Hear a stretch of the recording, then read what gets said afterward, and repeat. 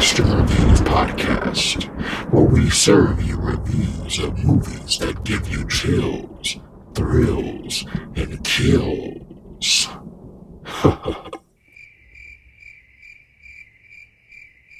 Guys, I think we really need a better ride.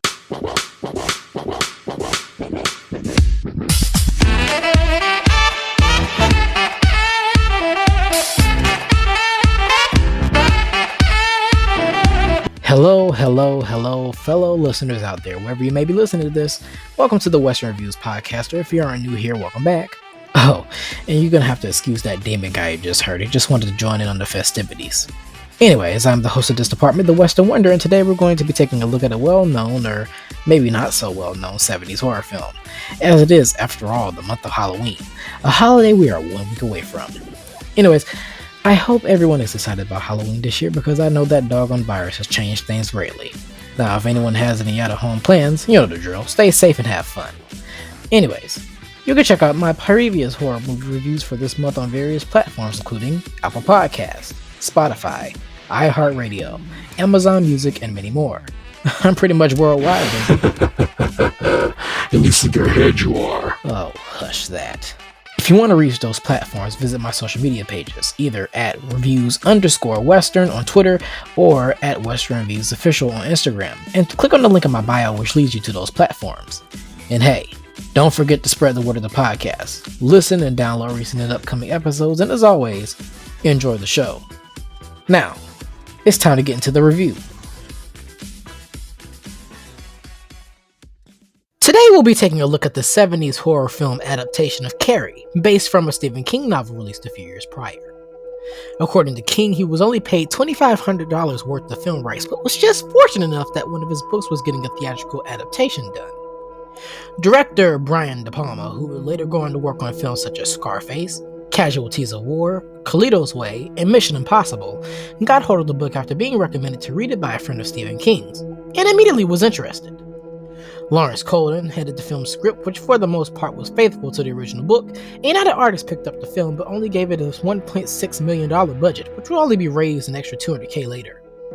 The film was released in November of 1976 in select cities in the US, and the film was a success, making $14 million at the box office and eventually accumulating $34 million overall by 1978. Critical response was positive, as it's been lauded as one of, if not the best horror films that year, and definitely wasn't short of any accolades as the film received 2 Oscar nominations, a Golden Globe nomination, a Saturn Award nomination, and many other nationwide critics awards. With that information aside, let's get straight into the story and see where it holds up. The movie revolves around a shy teenage girl named Carrie White, played by Sissy Spacek. And how do we meet this young lass? Well, in the girls' locker room, of course. And I just want to warn you that nudity will be slapped in your face within minutes of you watching this movie. It is an R-rated film after all. While we get a prolonged soap commercial-like sequence from Carrie in the shower, just let the sun down. Just let it cool. She suddenly has her period. Frightened out of her mind that she's experiencing this, she tries to go to her fellow classmates for help, but they all taunt her until the gym teacher, Miss Collins, intervenes. Realizing that she doesn't know about menstruation, Miss Collins excuses her from gym class for a week.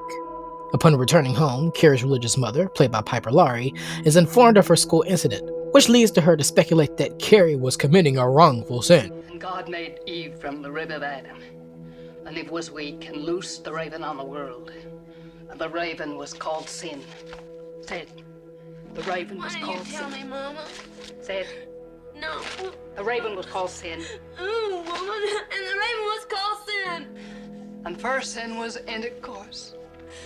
First sin was intercourse. I didn't sin, Mama. No, Say it. I didn't sin, Mama. First sin was intercourse.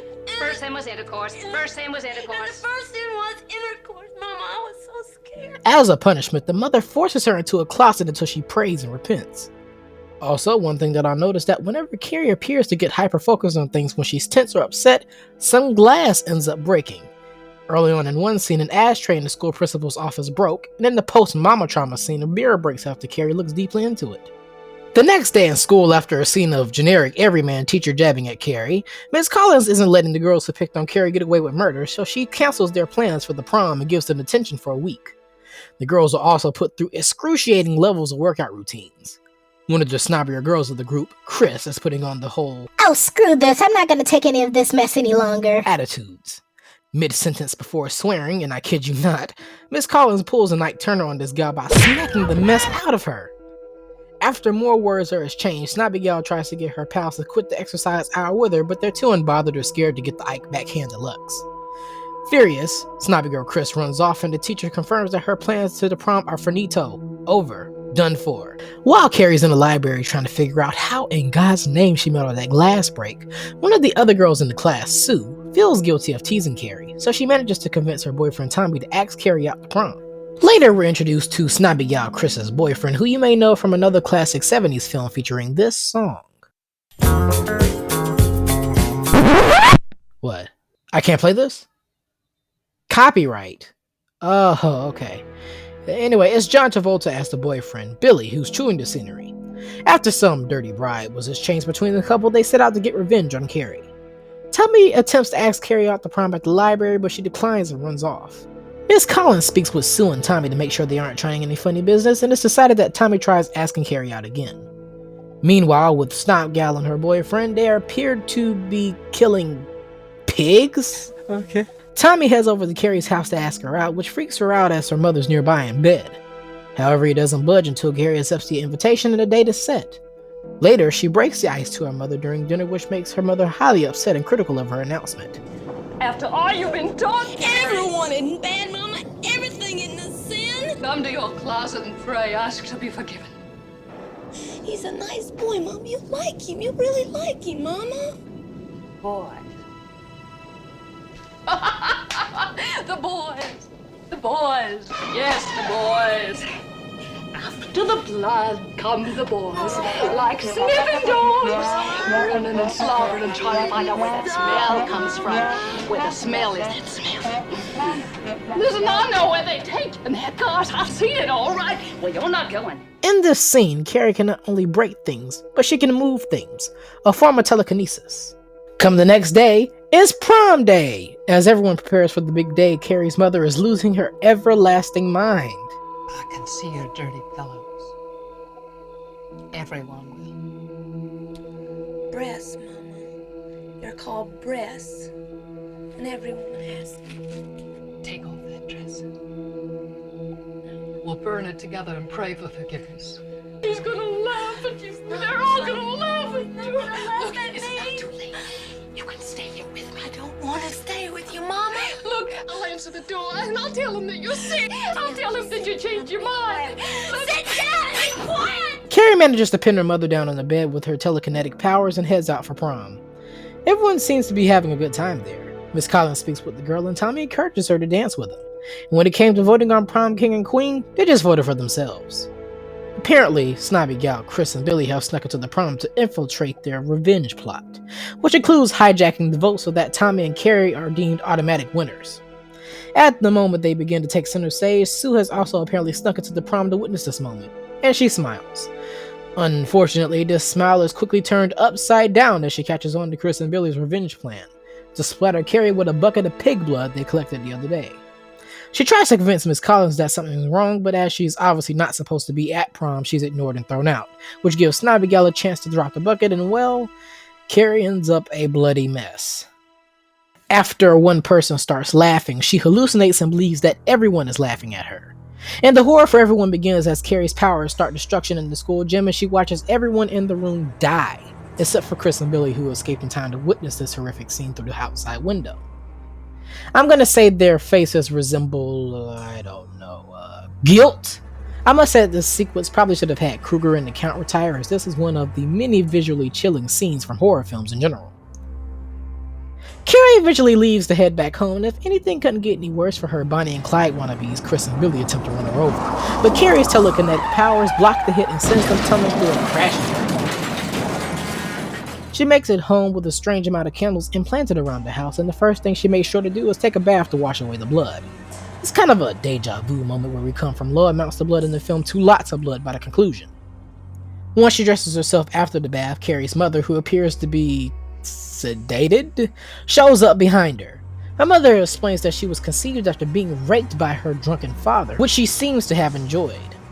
As her mother comforts her, she draws a knife that was hidden in the floorboards and stabs Carrie in the back, literally and figuratively. As Carrie tumbles down some stairs, her mother starts chasing her around the house, and in a frenzy, Carrie uses her powers to pin and crucify her mother. The feeling of guilt after the matter disturbs Carrie, and she destroys the home with herself and her mother still inside. By the conclusion, it is revealed that Sue is the only survivor of prom night, and has been a heavy burden of trauma and depression on her since these events. She has a dream where she lays some flowers onto whatever's left of Carrie's home with a for sale sign splattered with the words, Carrie White burns in hell. The dream turns into a nightmare for Sue as Carrie's hand jolts up from the ground and grabs her arm. She immediately wakes up from this screaming and crying and is consoled by her mother. And that's the movie, folks. Now on to my overall thoughts. The film is really great with making you feel for Carrie through all the pain and abuse she endures, and the characters along the way, from her crazy religious mother to her classmates, each keep the story rolling forward. The visuals and the music of the film complement each other well and gives the atmosphere at times of chilling, creepy vibe. As it should, because it is a horror film. The visuals by the climax is something you definitely don't want to miss, and definitely gives you new meaning to the line from that Joker film. You get what you flippin' deserve. Now, if you want to see nothing but chills, kills, and thrills, this may be the movie for you, and it's definitely one of my better first film viewings of this month. Sorry, Dracula. Well, anyways, that concludes this review. I'm the Western Wonder, that is the Western Wonder, and I hope you enjoyed today's review. There will not be one, not two, but 3 new reviews of horror flicks from the 70s and 80s. You don't want to miss it. If you like this episode, don't forget to spread the word and share the show, and I hope you join me and the WR crew next week for 3 reviews. Thanks for listening. Western Wonder, out.